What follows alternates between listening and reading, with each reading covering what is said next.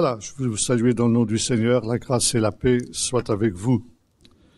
Nous allons nous arrêter sur une notion qui n'est pas très connue dans nos milieux chrétiens.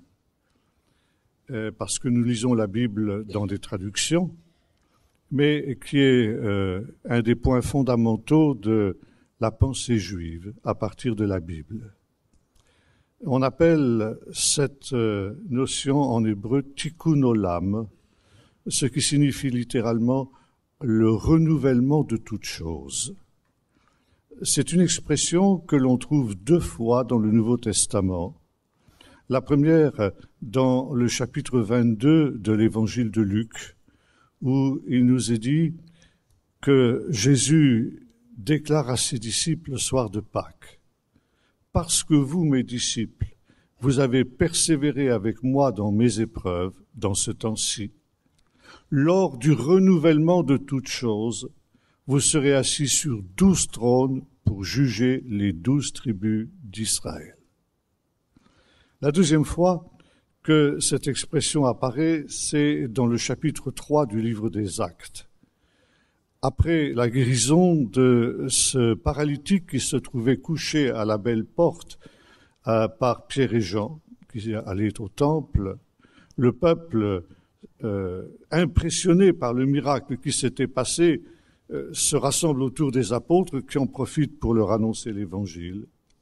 Et à la fin de son discours, Pierre déclare ceci: « Repentez-vous et convertissez-vous pour le pardon de vos péchés, afin que viennent des temps de rafraîchissement, et que le Seigneur envoie du ciel celui que le ciel doit recevoir jusqu'au renouvellement de toutes choses. » Et pour cela, j'aimerais que nous lisions aussi un autre texte. C'est un texte que l'on trouve dans le livre des psaumes. Et nous allons lire ce matin les 2 premiers psaumes, psaumes 1 et 2, qui dans certains manuscrits anciens ne font qu'un seul et même psaume. Donc nous les lisons l'un à la suite de l'autre, comme s'ils étaient un seul et même psaume.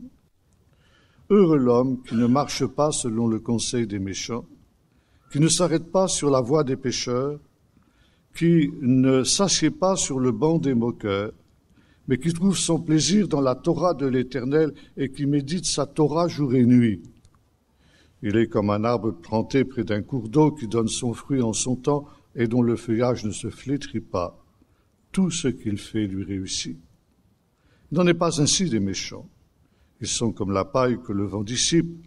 C'est pourquoi les méchants ne résistent pas au jour du jugement, ni les pécheurs dans la communauté des justes. Car l'Éternel connaît la voie des justes, et la voie des pécheurs mène à la perdition.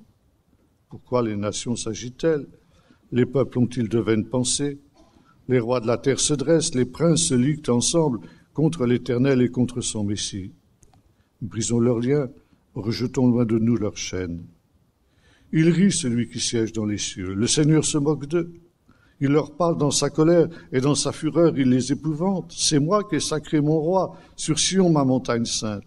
Je publierai le décret de l'Éternel. Il m'a dit: tu es mon fils, c'est moi qui t'ai engendré aujourd'hui. Demande-moi. Je te donnerai les nations pour héritage et pour possession les extrémités de la terre. Tu les briseras avec un sceptre de fer comme le vase d'un potier. Tu les mettras en pièces. Et maintenant, roi, ayez du discernement. Recevez instruction, juge de la terre, servez l'Éternel avec crainte, soyez dans l'allégresse en tremblant, embrassez le Fils de peur qu'il ne se mette en colère et que vous ne périssiez dans votre voie, car sa colère est prompte à s'enflammer. Heureux tous ceux qui se confient en lui. Le livre des psaumes est un des livres préférés de très nombreux chrétiens. Parce que, comme son nom l'indique en hébreu, Sefer Tehillim, ce livre est un livre de prières, un recueil de prières, et de prières qui étaient destinées à être chantées dans le temple, à l'occasion des cérémonies qui se trouvaient dans le temple. Et ce recueil de prières comprend des prières pratiquement pour toutes les circonstances de la vie humaine, les temps de joie, les temps de tristesse, les temps d'épreuve, les temps de victoire. Et c'est la raison pour laquelle ce livre, bien des années après, des siècles après, nous parle encore. Parce que quelle que soit notre situation, notre état d'esprit, que nous soyons dans la joie, que nous soyons dans la tristesse, nous sommes certains de pouvoir trouver dans le livre des psaumes une prière qui corresponde exactement à ce que sont nos besoins. Mais le livre des psaumes n'est pas seulement un livre de prière, c'est aussi un livre prophétique. Et l'on sait que bien souvent, les évangélistes dans le Nouveau Testament vont citer des versets des psaumes pour montrer qu'ils étaient prophétiques et comment Jésus a accompli lors de sa première venue sur la terre quelques-unes de ces prophéties qui avaient été annoncées en ce qui le concernait dans le livre des psaumes. Et il y a des psaumes que l'on considère comme des psaumes prophétiques ou des psaumes messianiques, notamment le psaume 2 que nous venons de lire il y a un instant. Mais un universitaire chercheur israélien du siècle dernier, le professeur Yosef Klausner, a déclaré ceci: ce ne sont pas seulement quelques psaumes qui sont prophétiques, c'est l'ensemble du livre des psaumes qui est prophétique. Et c'est cet aspect prophétique du livre des psaumes que j'aimerais ouvrir devant vous ce matin. Et ceci à partir des deux premiers psaumes tout d'abord. Le premier psaume est comme une sorte d'introduction à l'ensemble du livre. Il en campe, il en situe le thème principal. Et ce thème principal, c'est un thème que nous retrouvons dans de très nombreux livres de l'Écriture, aussi bien dans l'Écriture que dans le Nouveau Testament. Et ce thème, c'est le thème de ce que l'on appelle dans le judaïsme un monde brisé. Qu'est-ce que c'est qu'un monde brisé? Pour ceux qui nous ont suivis pendant ce séminaire que nous avons fait sur la création, nous avons vu que, au terme de ces 6 jours de la création, Dieu avait créé un monde parfait. Un monde qui était à l'image de son Créateur, parfait, parce que son Créateur, lui aussi, était parfait. Et à 6 reprises, dans le récit de la Genèse, revient cette expression « Dieu vit que cela était bon ». Ce qu'il avait créé était bon. Et une 7e fois, cette expression revient à la fin du récit et avec un superlatif, Dieu vit que cela était très bon. Donc un monde parfait.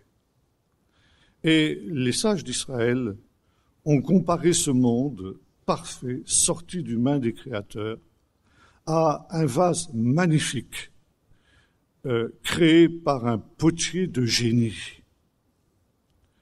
Un vase aussi qui avait une certaine fragilité. Et quand nous voyons ce monde parfait sorti des mains du Créateur, nous constatons en tournant les pages de la Bible qu'il ne va pas le rester longtemps. Et dès le chapitre 3 du livre de la Genèse, un drame intervient. Le péché entre dans le monde. Et les sages nous disent, l'introduction du péché dans le monde a introduit non seulement une malédiction sur le genre humain tout entier, mais également a provoqué une brisure de ce vase magnifique que Dieu avait créé. Ce vase a été cassé. C'est la brisure du monde. Et depuis cette époque, le monde, l'univers tout entier est comme un vase brisé. Vous retrouvez ça aussi dans l'Épître aux Romains, au chapitre 6, où l'apôtre Paul nous dit ceci: la création tout entière, l'univers tout entier, ces milliards et des milliards d'étoiles, ont été affectés par cette introduction du péché dans notre petite planète Terre. Et Paul nous dit, la création tout entière souffre et soupire les douleurs de l'enfantement avec l'espérance qu'elle aussi, elle échappera à la vanité à laquelle elle a été soumise, non de son gré, mais précisément à cause du péché de l'homme, et qu'un jour, elle aussi, retrouvera la glorieuse liberté des enfants de Dieu. Donc, toute la création, cette création merveilleuse de Dieu, est comme ce vase brisé. Et un vase brisé en deux camps. Et à la fin de ce chapitre 3 du livre de la Genèse, Dieu va intervenir, maudire le premier couple et ensuite maudire celui qui a entraîné le couple dans cette rébellion contre Dieu, le serpent, c'est-à-dire le diable. Et le Seigneur dit au serpent cette parole, eh bien, je mettrai une inimitié entre toi et la femme, entre ta descendance. Et là, dans vos Bibles, il y a une erreur de traduction. Entre ta descendance et son descendant, et non pas sa descendance, son descendant, masculin singulier. Et non pas elle t'écrasera la tête, cette descendance, mais ce descendant, il t'écrasera la tête, masculin singulier en hébreu, et tu lui blesseras le talon. Et les rabbins considèrent que nous avons affaire ici à la première prophétie messianique. Qui est ce descendant de la femme? Eh bien, la réponse est claire, c'est le Messie. Un individu, parmi toute cette descendance de la femme, d'une certaine manière, nous sommes tous des descendants de cette femme qui était au commencement, Ève. Mais si on considère ce qui est la traduction de nos Bibles, on peut comprendre que toute la descendance de la femme, c'est-à-dire toute l'humanité, va être capable, par ses propres moyens et par ses propres forces, eh bien, d'échapper à cette malédiction et d'écraser la tête du serpent. Or, le texte nous dit non, il y aura un individu seulement dans toute l'humanité, un individu seulement dans toute la descendance de la femme qui sera à même d'écraser la tête du serpent, mais avec un prix qu'il devra payer, c'est que ce serpent lui blessera le talon. Et voyez-vous, pour cette raison, dans la tradition juive, le Messie est appelé Ben Peretz. Ça veut dire littéralement le fils de la brèche. Comme nous avons vu, le péché a introduit une brisure, une brèche, une cassure dans le monde. Le monde est un monde brisé. Et la tâche du Messie, c'est de réparer cette brisure du monde. Et cette expression que j'ai évoquée tout à l'heure, que l'on trouve dans le Nouveau Testament, renouvellement de toutes choses, est la traduction grecque de cette expression hébraïque, tikkun olam, qui littéralement signifie la réparation de cette brisure du monde.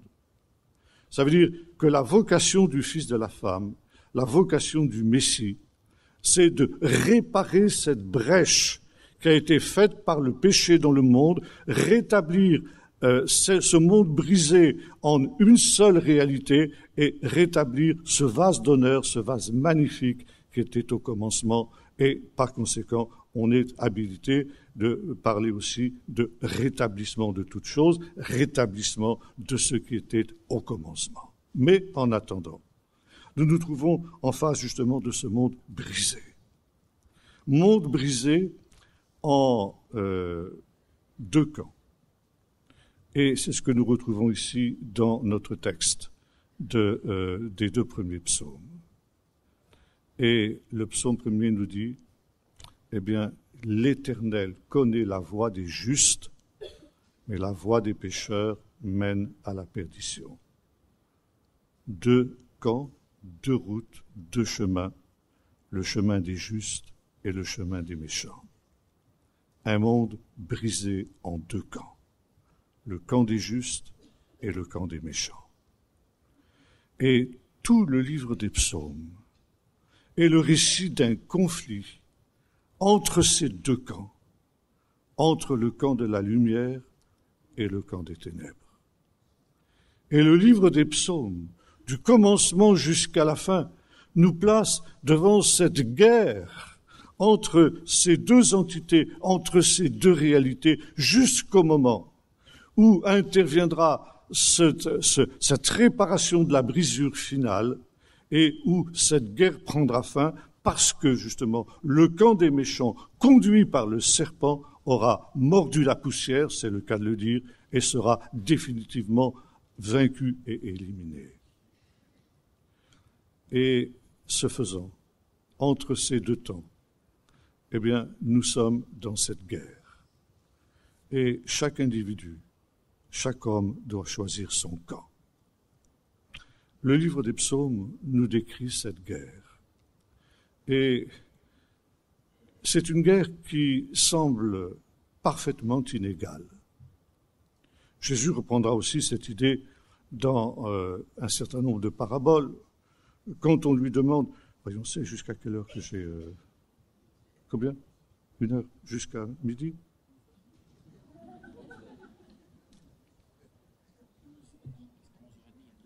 11h30, oui, d'accord. Oui, 11h. Bon, excusez, oui, mais je ne vois pas très bien ici. Voilà, merci. Donc, ce monde est divisé en deux camps et la guerre est inégale. Jésus nous parle de cela quand on lui demande « Est-ce qu'il y aura beaucoup de gens qui seront sauvés ?» Et Jésus dit finalement qu'il y en ait beaucoup ou qu'il n'y en ait pas beaucoup. C'est pas ça l'important. Ce qui est l'important, c'est que qu'il y en ait beaucoup ou pas, vous en soyez. Et Jésus dit, efforcez-vous d'entrer par la porte étroite, car large est la porte, large est le chemin qui mène à la perdition. Il y en a beaucoup qui rentrent par là. Mais étroite est la porte, resserré est le chemin qui mène à la vie, il y en a peu qui le trouvent. Deux chemins. L'Éternel connaît la voie des justes, et la voie des pécheurs mène à la perdition.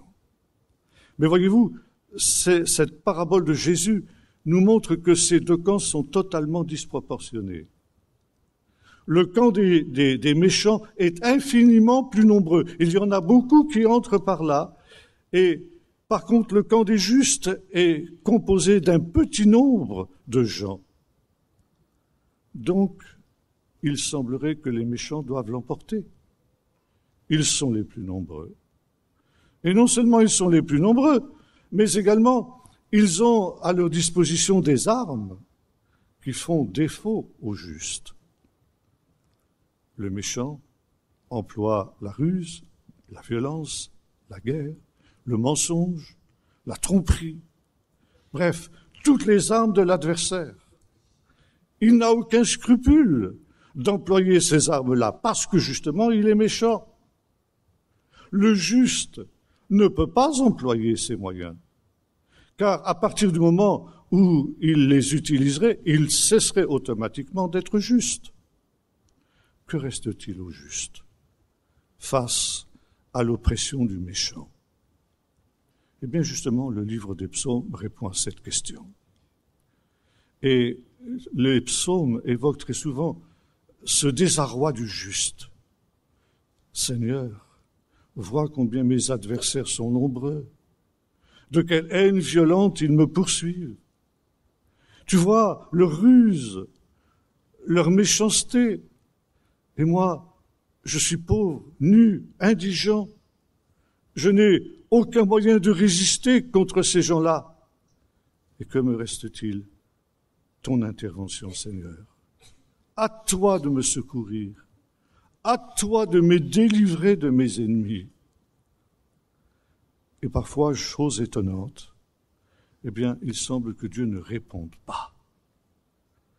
Il y a une nuit du juste qui se trouve plongé non pas dans les ténèbres du péché, mais dans les ténèbres de la confusion. Pourquoi, Seigneur, tardes-tu à me répondre? Et c'est le psaume 22, psaume prophétique, que Jésus prononcera quand il était sur la croix. Pourquoi, mon Dieu, m'as-tu abandonné? Mais voyez-vous, quand nous lisons le livre des psaumes, s'il y a de très nombreux psaumes qui expriment ce désarroi du juste, laissé en principe pratiquement seul en face de ses nombreux adversaires et méchants adversaires, au fur et à mesure que l'on lit le psaume, il y a dans ces ténèbres du juste, dans cette nuit du juste, comme une petite lumière qui commence à poindre. Et comme le dira un psaume, le chemin du juste est comme la lumière du matin qui va grandissant jusqu'au milieu du jour. Et c'est le cas notamment du psaume 22. Psaume 22 qui déconcerte bien souvent des chrétiens. Comment Jésus a-t-il pu dire quand il était sur la croix qu'il était abandonné par le Père? Comment le Père aurait-il pu abandonner son Fils?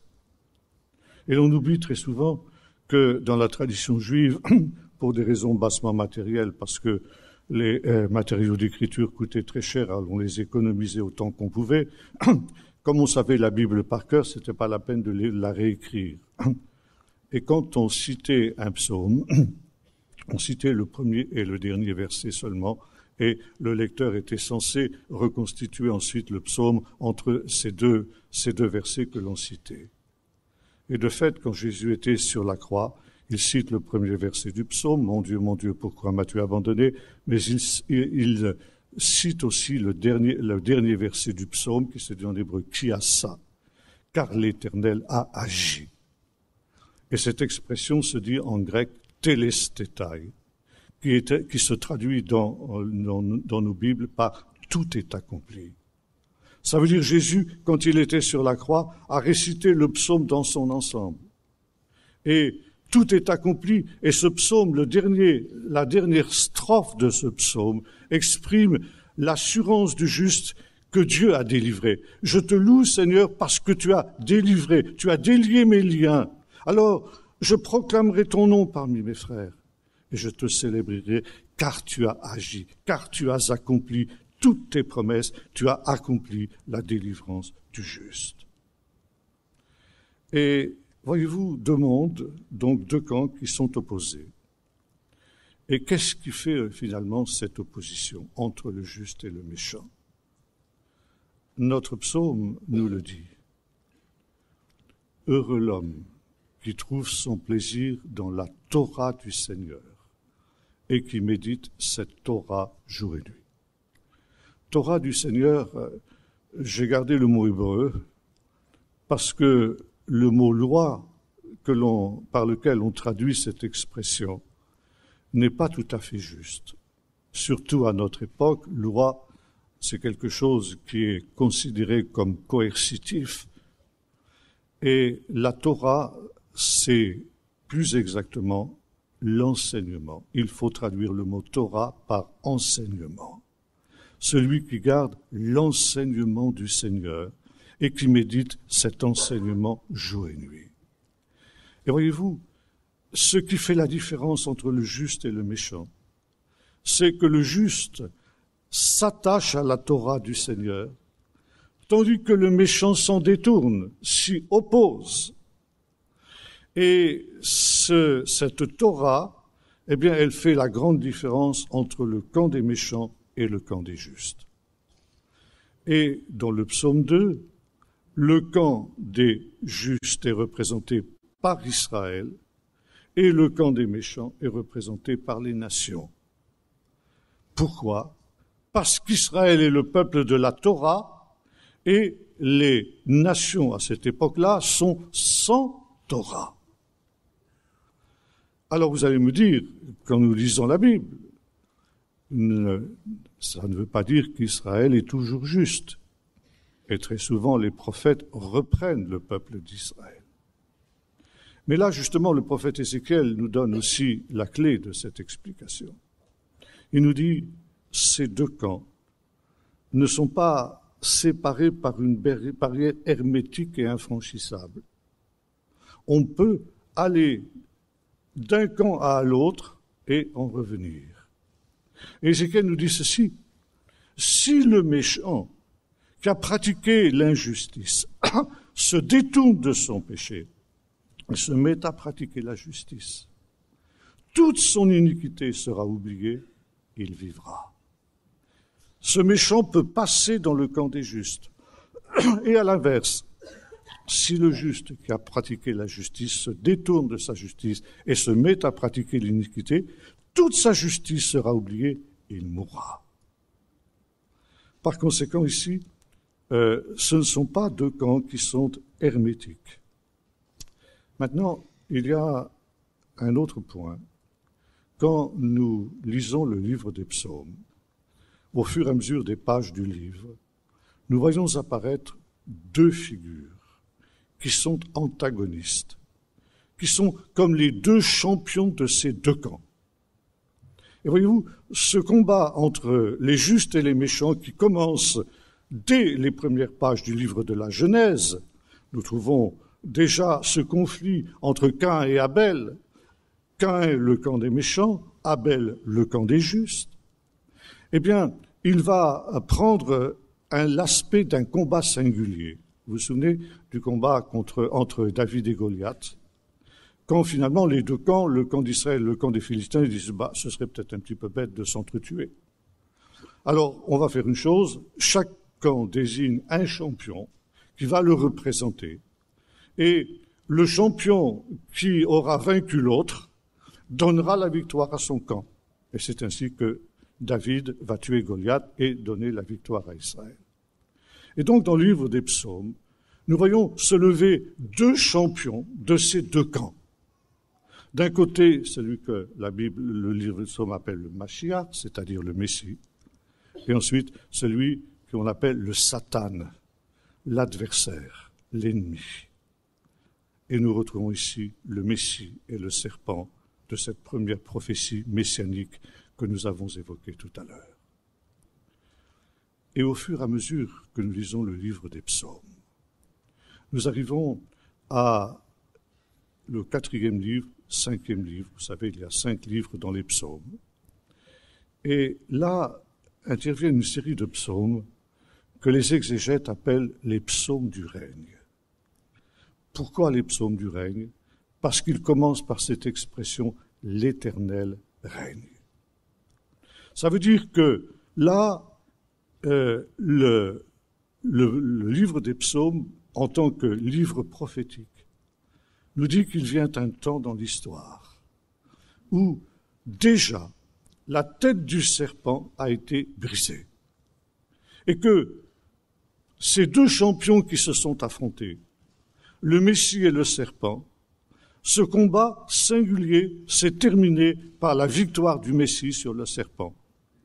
Et cette victoire du Messie sur le serpent qui est réalisée à la croix, comme le montre le psaume 22 que j'évoquais tout à l'heure, mais d'autres psaumes aussi qui nous parlent de la mort et de la résurrection du Messie, eh bien, a donné à Dieu la possibilité de régner. L'Éternel règne parce que son champion, le Messie, le fils de la brèche, Ben Peretz, a vaincu. Et par conséquent, nous voyons ici, dans les derniers psaumes, se rétablir justement cette harmonie primitive qui a été brisée dans le jardin d'Éden. Et nous arrivons dans les tout derniers psaumes, et j'aimerais aussi que nous lisions quelques-uns les 2 de ces derniers psaumes. Et nous allons les comparer avec les 2 premiers psaumes. 2 premiers psaumes qui, eux, évoquent donc cette brisure du monde, un monde brisé, un monde en conflit. Et par contre, les derniers psaumes évoquent un monde réconcilié, un monde où cette harmonie qui a été brisée a été maintenant totalement rétablie. Psaume 148. Psaume 148, il faudrait le comparer avec justement notre récit de la création dans le premier chapitre de la Genèse.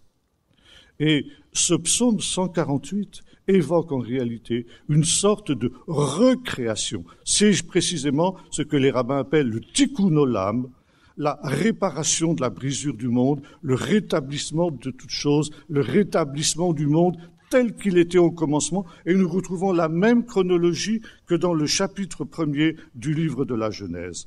Louez Dieu dans les hauteurs, là où il se trouve. Louez-le, vous tous ces anges, qui sont les premiers êtres qui ont été créés par le Seigneur. Louez-le, toutes vous ces armées, c'est-à-dire aussi les anges. Louez-le, soleil et lune. Louez-le, toute étoile lumineuse. Louez-le, cieux des cieux, et les eaux qui êtes au-dessus des cieux, la rakia dont nous avons parlé. Qui louent le nom de l'Éternel, car il a donné un ordre, ils ont été créés, il les a établis pour toujours et à perpétuité. Dieu créa le ciel. Verset 7, il créa la terre. Louez l'Éternel depuis la terre. Monstre marin, on a vu ce qu'il faut traduire par grand lézard, c'est-à-dire dinosaure. Et vous tous, abîmes, feu, grêle, neige, brouillard, vent de tempête, exécuteur de sa parole, montagne, colline, donc le monde inanimé, puis ensuite le monde végétal, qui a été aussi créé après ces choses, arbres fruitiers, tous les cèdres. Ensuite, le monde animal, animaux, tout le bétail, reptiles, oiseaux ailés. Et ensuite, l'humanité, roi de la terre, vous tous les peuples, princes et tous les juges de la terre, jeunes gens, jeunes hommes et jeunes filles, vieillards et enfants, qui louent le nom de l'Éternel, car le nom de l'Éternel est élevé. Que voyons-nous ici? Ce monde brisé au commencement par le péché, qui est réconcilié avec Dieu, qui est rétabli d'une manière totale. Et puis on arrive au dernier psaume, le psaume 150. Et ce psaume, eh bien, il est absolument la conclusion du livre tout entier, exactement comme le psaume premier est l'introduction. Louez l'Éternel, louez Dieu dans son saint lieu, louez-le dans la rakia, où éclate sa puissance. Louez-le pour ses hauts faits. Louez-le selon l'immensité de sa grandeur. Louez-le au son du chauffard. Louez-le avec la lyre et la harpe. Louez-le avec le tambourin et les acclamations. Louez-le avec les instruments à cordes et les hautbois. Louez-le avec les cymbales sonores. Louez-le avec les cymbales éclatantes. Que tout ce qui respire loue l'Éternel. Louez l'Éternel. Qu'est-ce que c'est? Une symphonie. Nous avons une symphonie ici. Ça veut dire que ce monde qui a été brisé, ce monde harmonieux qui était au commencement et qui a été brisé par le péché, se trouve maintenant réconcilié, rétabli. Et c'est finalement ce que Paul évoquait dans le chapitre 6 des Romains que nous avons cité tout à l'heure, cette création qui avait été soumise à la vanité, donc toute cet univers, pas seulement la terre, mais le ciel aussi, qui sont amenés à entrer dans cette symphonie. Louez-le les anges qui sont dans les cieux, louez-le étoiles, soleil, lune, tous les astres. Et nous avons vu ensemble que les étoiles chantent, les étoiles prononcent des sons qui pour le moment ne sont pas harmonieux. Mais un jour, nous dit notre psaume, ils le seront. Louez-le ensuite la terre, la création inanimée, et puis ensuite les végétaux, les animaux, et enfin tous les peuples et toutes les nations, ce monde réconcilié en Dieu, ce monde rétabli, ce monde qui est redevenu ce vase merveilleux qui était sorti au commencement des mains du Créateur et qui l'a été grâce à celui qui va être béni éternellement, le Fils de la femme, Ben Peretz, le Fils de la brèche, celui qui a fait par son sacrifice la rédemption et la réparation de la brisure du monde. Je voudrais terminer en évoquant justement un autre texte qui nous montre ce que doit être ce triomphe ultime du Messie. Et là, il nous faut nous arrêter quelques instants sur le psaume 2. Psaume dont les rabbins nous disent qu'il évoque la crise finale, qui verra justement l'instauration du règne de Dieu. Et ce psaume commence de la manière suivante. Pourquoi les nations s'agitent-elles? Les peuples ont-elles de vaines pensées? Les rois de la terre se dressent, les princes se liguent ensemble contre l'Éternel et contre son Messie. Ça veut dire que nous assistons ici à une crise ultime. Et les rabbins appellent ça, à partir du texte d'Ézéchiel 38 et 39, la guerre de Gog, la guerre finale. Et pourquoi les nations s'agitent-elles? Et là, il y a un verset très étrange, le verset 3, qui nous dit « Brisons leurs liens, débarrassons-nous de leurs chaînes. » Question, de quels liens et de quelles chaînes, au temps de la fin, les nations chercheront-elles à s'affranchir? Le texte lui-même ne le dit pas. Et on a découvert, disons il y a maintenant environ 70 ans de cela, on a retrouvé dans les textes de Qumran, c'est-à-dire les manuscrits de la mer Morte, un commentaire de ce psaume qui date à peu près de l'époque de Jésus. Et ce commentaire reprend une méthode d'exégèse juive que l'on appelle Gzera Shava, ça veut dire comparer des textes semblables. Et il se centre sur ce texte, « C'est moi qui ai établi mon roi sur Sion, ma montagne sainte ». Est-ce qu'il y a un autre texte dans la Bible qui nous parle de l'intronisation du roi, c'est-à-dire l'intronisation du Messie? Oui, il y en a un dans Deutéronome, chapitre 18. Et voici, chapitre 17, verset 14. Et voici ce que nous lisons. Verset 18.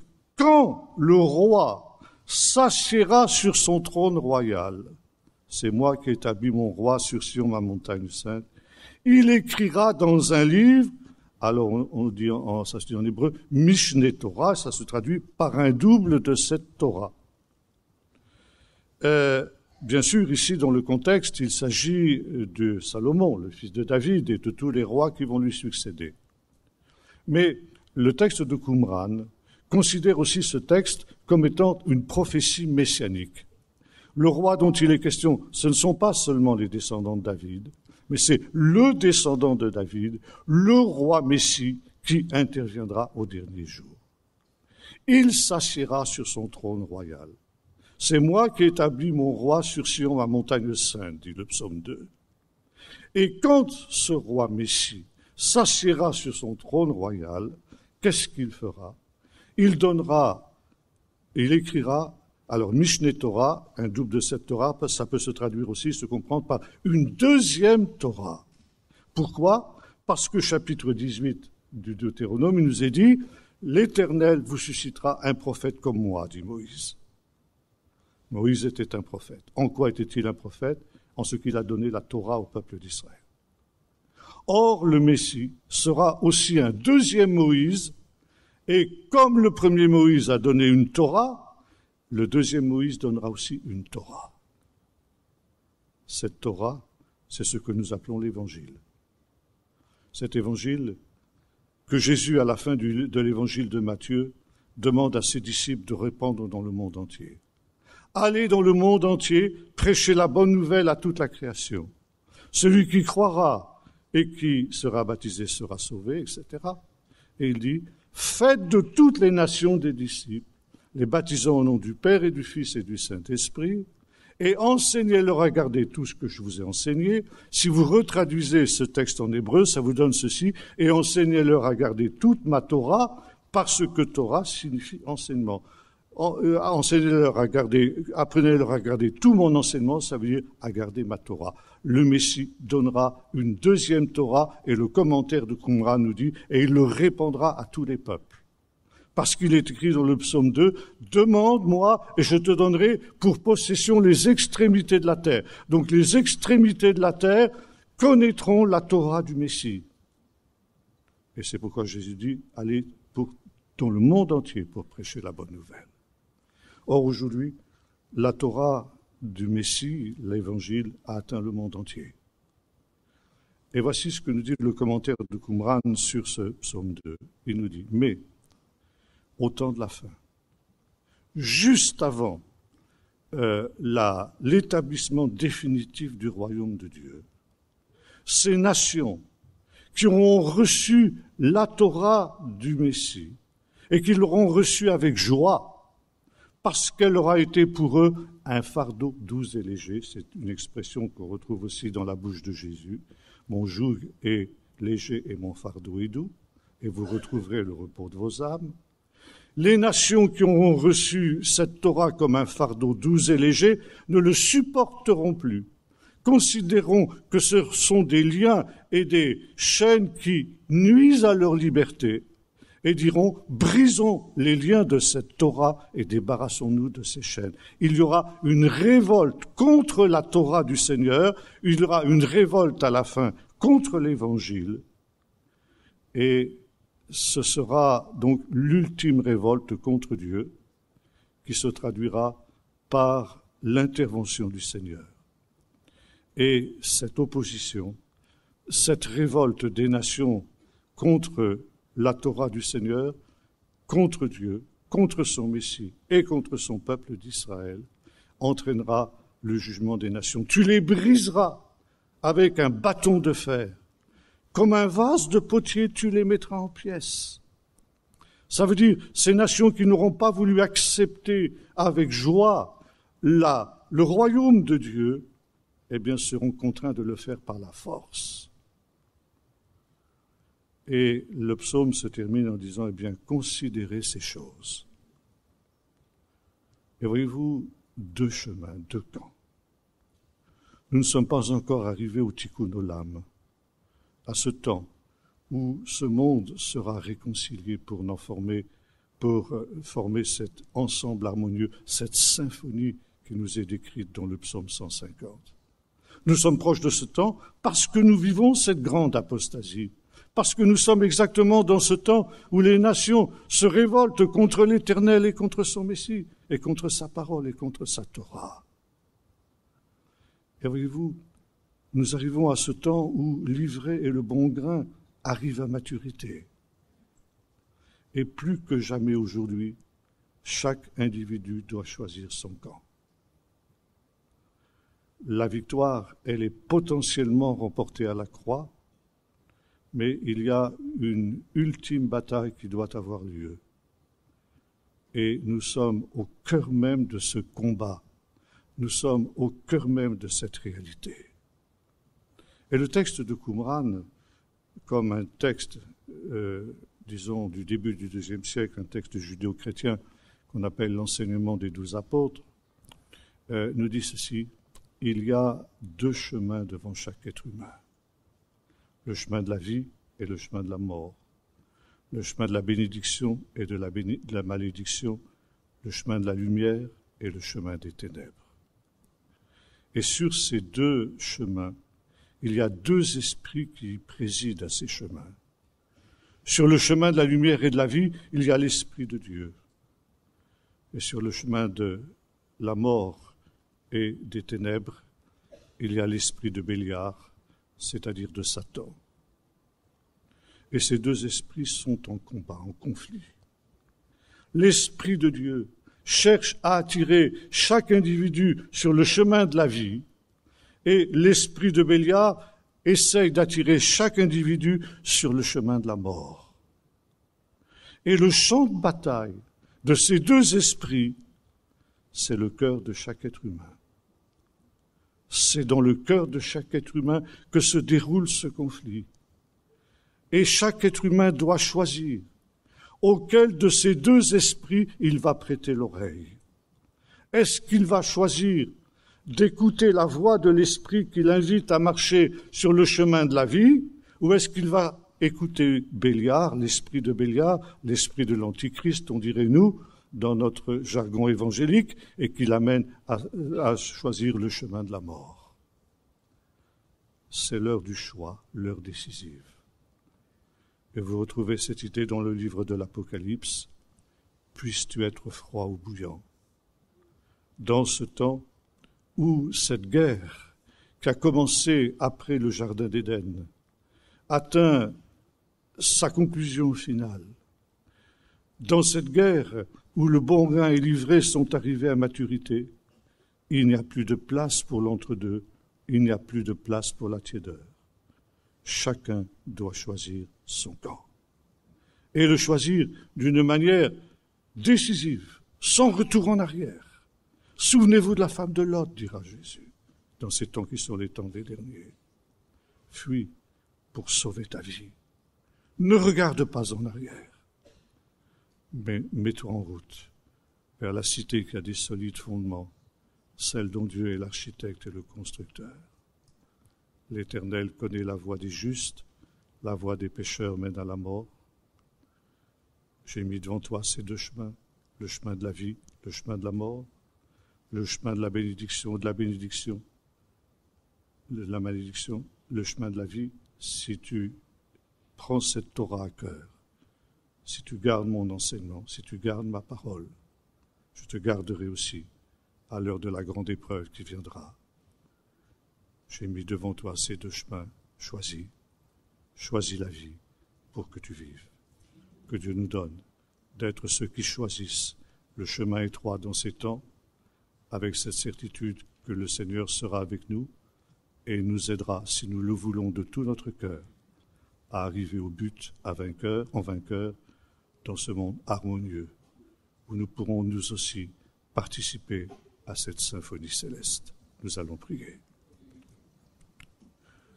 Seigneur notre Dieu, tu nous dévoiles au travers de ta parole ce plan que tu as eu dès le commencement, ce plan qui nous amène d'un jardin à l'autre, de l'Éden perdu au commencement à cause de la brisure du monde, à l'Éden retrouvé à la fin, lorsque tu auras réalisé ce rétablissement de toutes choses, ce rétablissement de ce monde harmonieux.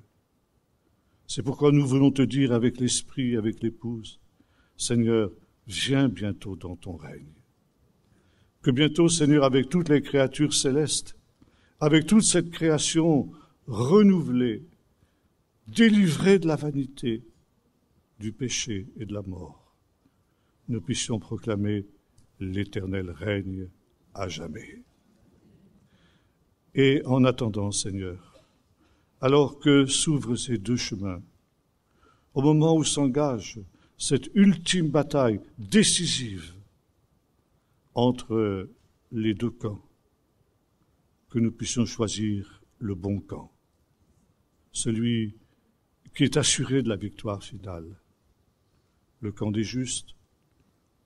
C'est vrai, Seigneur, que nous sommes démunis dans ce monde, mais Seigneur, comme le psalmiste, c'est à toi que nous confions notre cause, c'est à toi que nous regardons, et nos armes sont la prière, l'amour, la parole. Ils l'ont vaincu par la parole de Dieu et le témoignage qui a été le leur. Alors Seigneur, donne-nous d'être ces bouillants, ces vainqueurs, qui participeront à cette gloire céleste pour l'éternité et qui pourront dire louer le Seigneur pour l'éternité. Amen.